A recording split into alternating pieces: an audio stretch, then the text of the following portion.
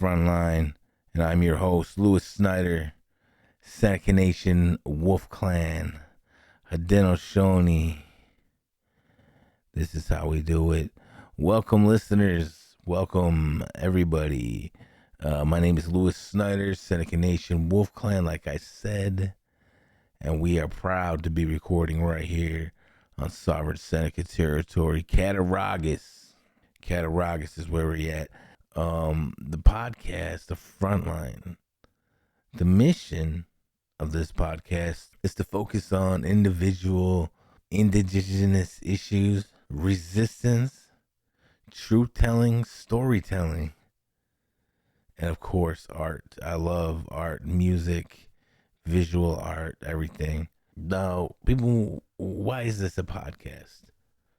You know, I had to make this podcast because there's a few podcasts out there that are done by natives, but I thought there was one that really should be kind of what I want to do, you know, on my own, focus on stuff. So that's going to be not just politics, policies, not just on Seneca or Haudenosaunee people, but all indigenous people living all across the globe. So that's going to be good. I'm really looking forward to that. Why I wanted to start the Frontline, because I had a couple internet shows before that were good and whatever. And, you know, those were more focused on music.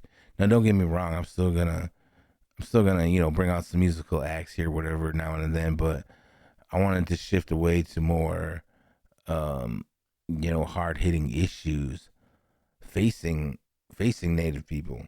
And again, I feel like there needs to be more of a voice for indigenous people. We have people making our own podcasts, our own videos, TikToks, YouTubes, but there still needs to be more authentic voices within the media. And we need us to talk about our own stories. We can't have people telling our history about us. You know, we have to do it ourselves. In future episodes, I definitely want to bring in some people, musicians, artists, comedians. I love comedians. And also, you know, prominent people from the communities. One of the people that I reached out to, and I look up to him as a fellow podcaster, is Ainsley Jemison, and he does the Original Peoples podcast, which is a great podcast. Check it out if you haven't already. It's good. You guys gotta check that out. Definitely. So in the future, you know, I'm gonna have a lot more content than what right now. This is just like a basic intro to the show. So the theme of our first episode here, we're gonna get started, talk a little bit. I think I'm just gonna say we're gonna start off with saying with defining what is resistance, right? And resistance from an indigenous Haudenosaunee standpoint. You know, and it's resistance is not just protest. You know, it's not just marching in the street. It's not just missing and murdered indigenous women, although that is very important. That's not going to be the thing that really keeps us as a culture. Sure, there needs to be reconciliation for that, but there's also language that needs to be brought back, ceremonies we've lost, land back, you know, and the preservation of art and storytelling as well. Those are both equally as important. And you have to balance all that with today's modern society where, you know, you have to have capital to do anything. You have to be a capitalist to survive, pretty much. But that doesn't mean that there's ways. That doesn't mean that that's the only way. You know, there's ways around it. Our people, Senecas, Onwe, all native people in Turtle Island lived without money. We didn't need money. What did you need money for? Why would you want to sell? Why would you want to sell your home? But everything's changed now, so it's very hard to come to the conclusion that it's not just about protesting. It's not just about getting what we want. It's about providing for the future.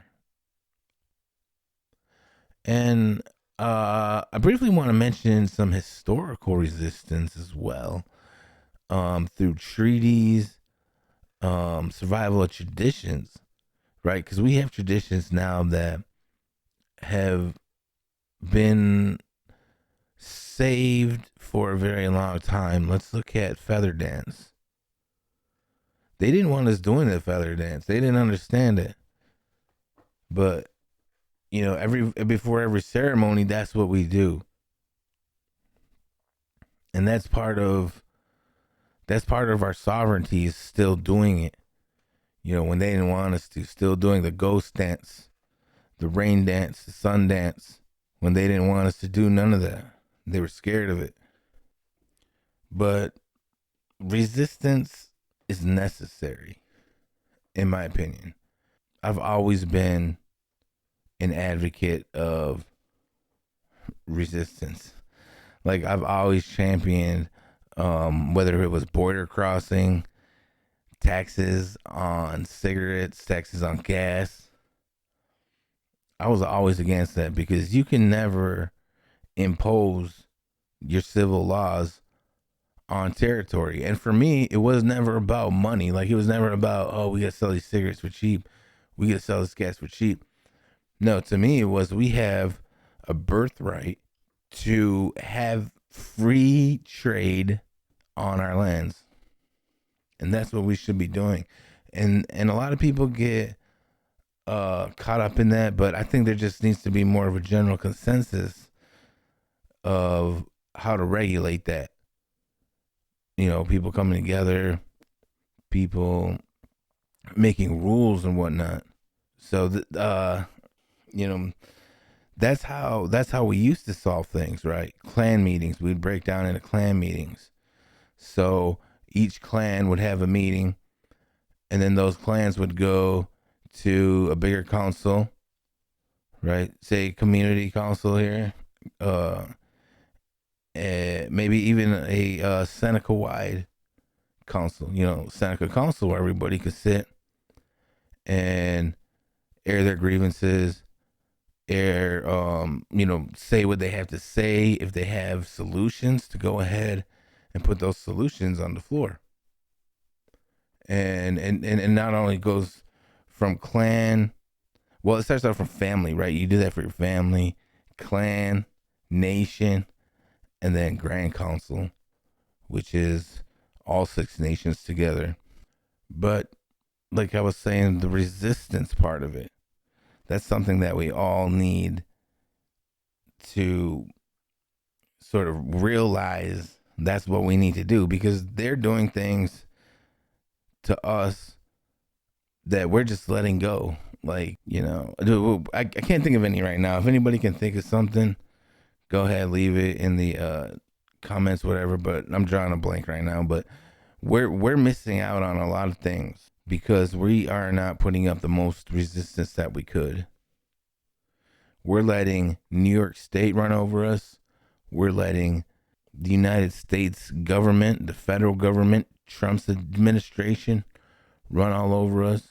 Like New York State, Kathy Hochul running all over us. It's crazy. And we don't want that. And we shouldn't want that. And the whole compact thing is crazy too.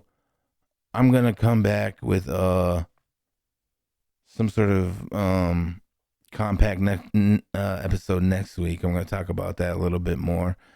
Like I said earlier, this is more for like Seneca Nation members, because I talk a lot about Seneca Nation politics, but this involves all Haudenosaunee people.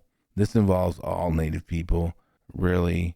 I just want to say, everybody, thanks for listening. like and subscribe. Please subscribe to this. This is going to be the first episode. Please resist. Tell me what you did to your acts of resistance. Get involved with Native causes. And I'll see you next time. Let's go, gay.